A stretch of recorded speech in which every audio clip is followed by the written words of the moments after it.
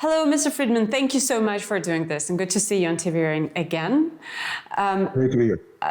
Thank you. And first of all, I would like to ask you a couple of follow-up questions considering your recent piece I've read just yesterday, I think. So you are saying that Vladimir Putin doesn't have a plan B and that he is still eager to actually occupy whole Ukraine, including Kyiv. Do you think that there are people in Kremlin who understand that it is impossible, if you agree that it is impossible, actually? You know, I don't know by my own reporting. I just have to assume so, since the fact is obvious.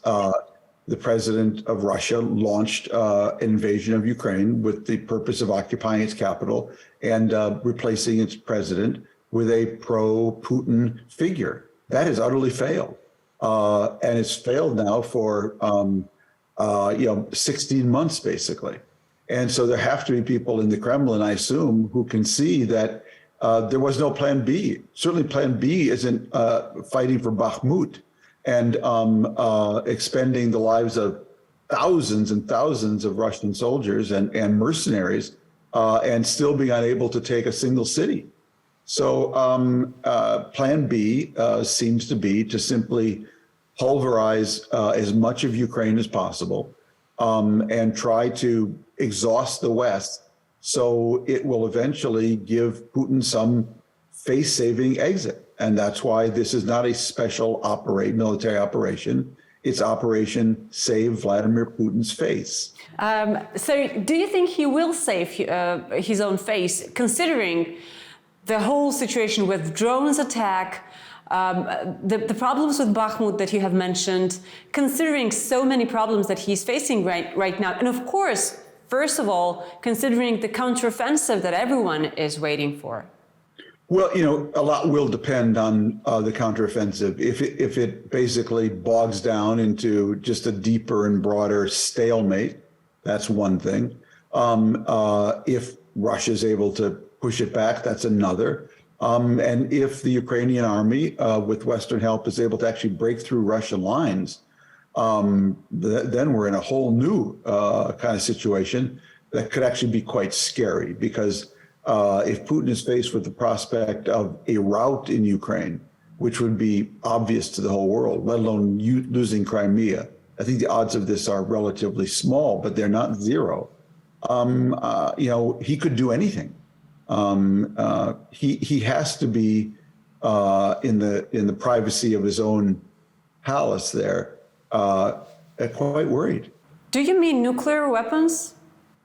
I wouldn't rule anything out. I still think they're unlikely, given I think the position of China, his primary diplomatic ally, not to mention the whole world. I think if he were to go there, he would go down in history as possibly one of the most evil people to ever inhabit the planet. But he launched this war on his own, without clear planning, and is basically burned up and squandered the lives of a generation of Russian progress, and there's no getting around that. There's no way that he can come out of this war, I think, looking good. He can pretend he's looking good if he gets a little more territory. But I think what Putin is afraid of is if and when the war stops, that's when Russians will do the math. And oh my God, and wherever it stops, in short of Kiev, it's going to be we sacrificed all that for what? For a few more miles of the Donbass, a few less miles of the Donbass, hold Crimea, which we already had. What was this about? It was about NATO's threat and U.S. threat to Russia that he insists on. He keeps saying that actually Russia is fighting NATO and Russia is fighting the U.S. There is no denazification anymore in the public statements. We can't hear this as a goal, as an aim of the so-called special military operation. We hear the statements about the war with NATO. So where does this lead Russian policy? Vladimir Putin, what is he using it for? Is he really thinking about the Third World War, or this is just a populism? And if yes, then why is this necessary in his opinion? As a foreign affairs columnist for the New York Times, when a war like this starts, you always ask yourself, where should you be to report it best? Should you be in Kiev, Lviv, Moscow, Warsaw, Berlin, London, Brussels, Washington, D.C.? And there's only been one place to be to cover this war, and that is in Vladimir Putin's head. Yes. Because it all was combusted there. And unfortunately, Putin does not give visas to his brain. And so he cycled through. You could always tell a war is incoherent and fraudulent when you have to keep changing rationales for the war. So the original rationale was to prevent NATO and EU expansion. I kind of get that, and I'm sympathetic to a Russia that does not want to feel encircled. I get that, but that quickly got set aside for the denazification of Ukraine, which was absurd. And now I would argue, if you listen to his May Day speech, the speech for the May parade in Moscow, it was really all about culture.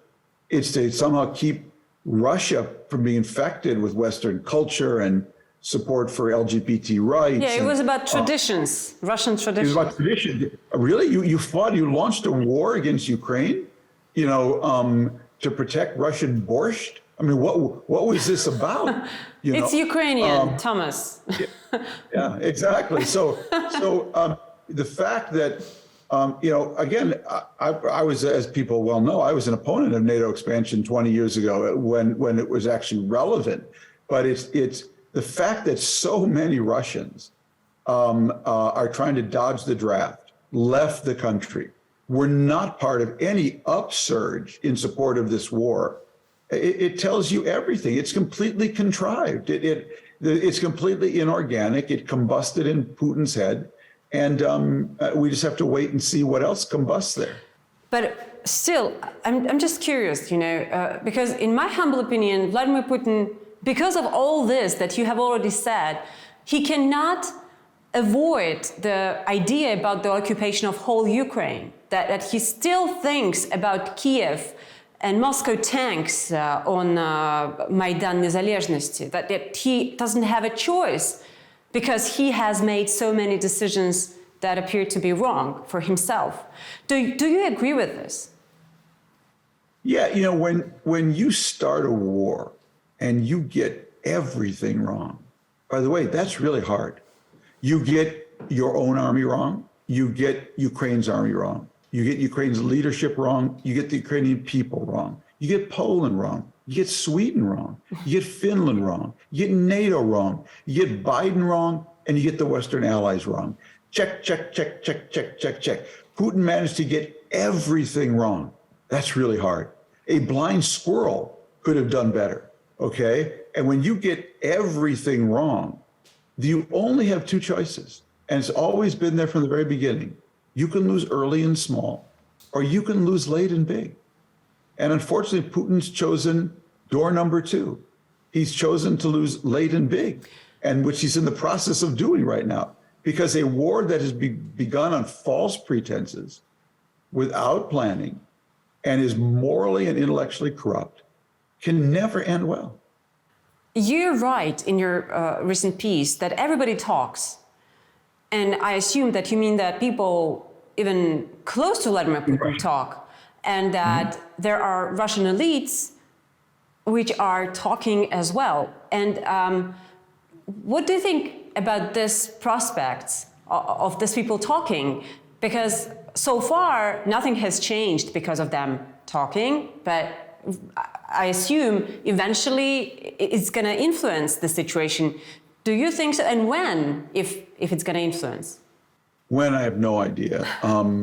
And even whether, I have no idea, because Putin has a very tight grip on the country. We all know that. But if the war is so popular, why do you have to spend so much effort making sure no one criticizes it? I mean, so much time, energy, and effort is put into making sure no one criticizes it. And if the war is so popular, why do you have to put all these restrictions on people who dodge the draft? You think people would be lining up at draft stations to fight in this great patriotic war to denazify Ukraine or to, purge Ukraine or purge Russia of Western influences. The whole thing, you have to understand, none of it's on the level. The whole thing is a bogus fraud. And I can totally understand that Russian people are afraid to speak out. He'll throw you in a dungeon and you'll never be heard from again. I totally get that. But that doesn't mean people don't know what's going on. And when you have 200,000 killed and injured, even in a big country, you know someone who knows someone who was hurt by this war. And I think that's a problem for Putin. Whether that opposition will be able to concentrate itself to replace him, whether that would make Russia better or worse, I don't know either. All I can say is the war was launched on fraudulent terms, and that's why it's been incompetently fought, because obviously Russian soldiers are not motivated. If this war was truly for Russia's national security, how is it that you have to enlist prisoners with a trade of risking your life to get out of jail to fight this war?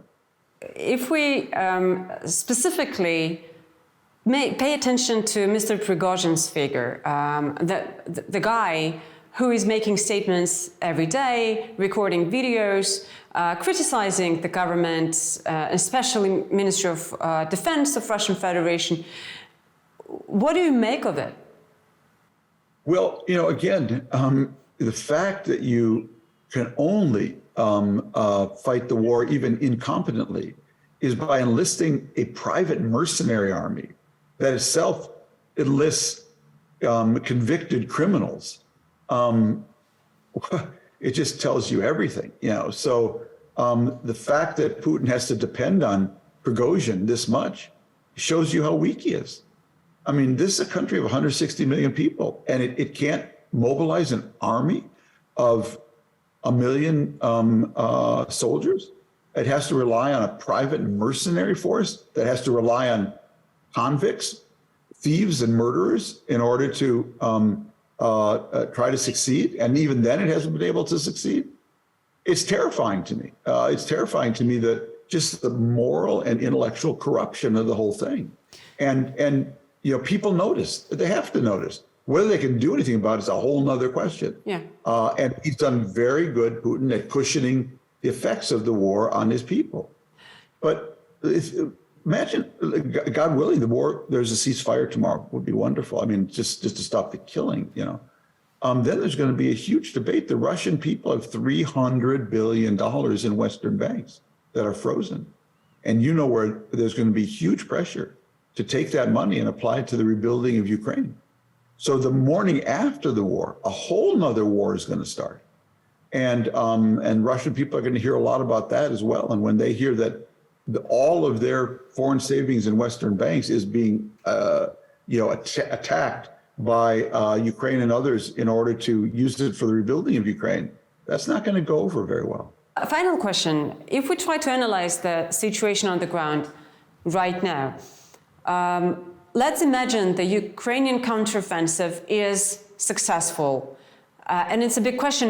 What do you think? I mean, what would you name a successful counteroffensive? What should happen to name it successful? And if it is, then is there a possibility of ceasefire? Would Vladimir Putin agree with some decisions that would be very bad for him? So I think we're about to enter the most dangerous phase of the war since the beginning of the war, for the reasons you've asked. Obviously, Ukraine's bottom line is it wants to recover all its territory. If it were able to recover all its territory and wipe out any gains by Putin, I think that would make him crazy dangerous. And so, and if they're able to, if Russia's able to resist this spring offensive, I think there'll be a lot of pressure on Zelensky then by his Western allies and partners to cut a deal, a dirty deal. that to somehow give Putin some face-saving part of eastern Ukraine and stop the war. So I don't know what's going to happen. All I know is, as dangerous as this war felt before, in the next 3 months, I think it's going to get a lot more dangerous for both parties. Well, thank you. I would stop here and hope to see you again soon on TV Rain. Thomas, thank you. We operated in Russia for 12 years, and the government tried to get rid of us 3 times. They got us on the 6th day of the war in Ukraine. Мы временно приостанавливаем работу телеканала. We left Russia, but we kept going. We have now decided to tell the truth about Russia, the war, and Russian society in English as well. Kherson is Putin's 3rd major defeat in a row. What is wrong with the Russian army? Stories no one else can tell you. Hear it right from the source. Subscribe to our channel.